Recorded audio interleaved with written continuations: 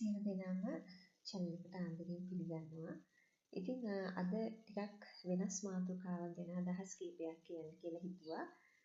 මේක ඇත්තටම මේ දේශපාලන ඉතිහාසය සම්බන්ධයෙන් කියලා කියන්න පුළුවන්. ඉතින් අපි ගොඩක් කලාවට ඉතිහාසය ගැන කතා කරනකොට මේ රජවරු ගැන තමයි ගොඩක් කතා කරන්නේ. අපේ පාසල් විෂය මාලාවෙත් උගන්වන්නේ රජ පෙළපත ගැන තමයි වැඩි වශයෙන්. හැබැයි අපි දියසේනානායක ඇමතුමාගේ අගමැතිතුමාගේ පසුව අපේ රටේ මෑත කාලීන දේශපාලන ඉතිහාසයෙන් වරින් වර කතා වුණත් ඒක විධිමත් විදිහට කතා වෙනවා අඩුයි. සහ මම හිතන්නේ අපි දේශපාලන මතිමතාන්තර පක්ෂ මොන අදහස් දැරුවත් හැම නායකයෙක්ගෙන්ම අපේ රටට කිසියම් සේවයක් සිදු වෙලා තියෙනවා. අපි අර හැමතිස්සෙම නෙගටිව් දේවල්ම කතා නොකර හොඳ දේවල් කතා කරනවා නම් මම හිතනවා ඒක අපිට හොඳ බලපෑමක් වෙයි කියලා. ඉතින් මේ පිළිබඳව කතා කරන්න මම විශේෂයෙන්ම හේතුවක් කරගත්තේ මෙන්න මේ පොත. ඉතින් මේක ඇත්තටම මේ දිගමඩුල්ල එහෙම නැත්නම් අම්පාර දිස්ත්‍රික්කයේ හිටපු අමාත්‍යවරයෙක් ලියපු පොතක්. පීඩාරත්න ඇමතුමා විවිධ අමාත්‍ය ධූර දරපු කැබිනට් ඇමතිවරයෙක්. ඉතින් මම ඉපදිච්ච ප්‍රදේශයේ ඉතින් මගේ පියාගේ හොඳ හිතවත් සහ එකට දේශපාලනය කරා කියලා කියන්න පුළුවන්.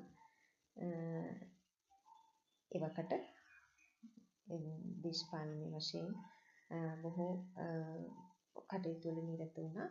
සහ ඉතින් ඒ සම්බන්ධයෙන් තිබෙන අත්දැකීම් සහ මේ පොතේ බොහෝ දේවල් කියවලා ගත්ත දේවලුත් එක්ක කිසි අදහස් කීපයක් කියන්න කැමතියි. ඉතින් මම හිතනවා අද මේ අලුත් පරම්පරාව මේ පිළිබඳව හොයනවා දැනුවත් වීමත් අඩුයි.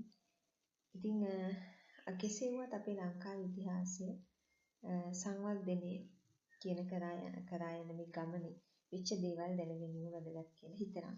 ඉතින් ඇත්තටම මේ පොතේ ගොඩාක් දේවල් ඉගෙන ගන්න තියෙනවා. විශේෂයෙන්ම දැන් මේක නම් තියෙන්නේ මේ අම්පාර දිස්ත්‍රික්කයේ ආසුතව මහවැලි සී කලාපයේ ආරම්භය සහ ඒගම් දිවිවෙච්ච ආකාරය පිළිබඳව බොහෝ දේවල් ඇතුළත් වෙනවා. ඉතින් මට සතුටක් තියෙන හේතුව තමයි මේ ඒ ප්‍රදේශවල ජනතාව පදිංචි කරවීමේ ඉඳලා මගේ පියත් බොහෝ සේවයක් කරපු පුද්ගලයෙක් කියලා හඳුන්වන්න පුළුවන්. ඉතින් කුඩා කාලේ ඉඳලම මට මේ දැකපු දේවල් තියෙනවා. ඉතින් අපි බලමු මොන වගේ දේවල්ද මේ පොතේ නිකන් විශේෂ දේවල් කියලා හැඳින්වුවොත් දැන් මේකේ බොහෝ විවිධ නායකත්වයන් ගැන කතා කරලා තියෙනවා. එතුමා එක්ක සමකාලීන ආශ්‍රය කරපු සහ විවිධ මේ සේවාවන් යෝජනා ක්‍රම ව්‍යාපෘති සම්බන්ධව බොහෝ දේවල් කතා කරලා තියෙනවා. ඉතින් ලංකාවේ ඉතිහාසය අපි ඉගෙන ගන්න මෑත කාලීන ඉතිහාසය ඉගෙන ගන්න අයට මම හිතන්නේ විශේෂයෙන් මේක වැදගත් වෙයි.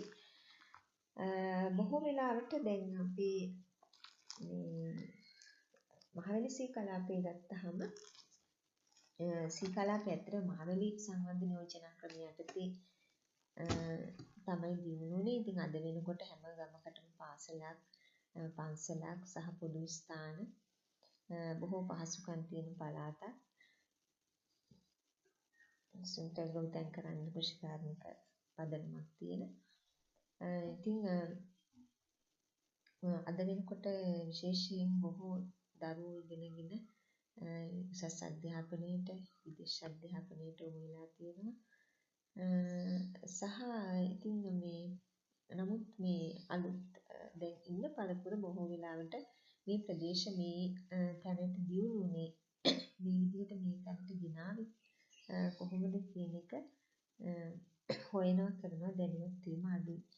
මම හිතනවා අපේ රටේ ඉතිහාසය රජවරුන්ගේ ඉඳලා මේ දක්වා ඉතිහාසය පිළිබඳ අධ්‍යයනය කිරීම තුළ අනාගතයේ කොයි විදිහට සිදු කරන්න කටයුතු කරන්න ඕනද කියන එක පිළිබඳව හොඳ අදහසක් ගන්න පුළුවන්. අපි ආයෙත් වීඩියෝ එකකින් හම්බ වෙමු. තවත් කරුණු අරගෙන බොහොම ස්තුතියි.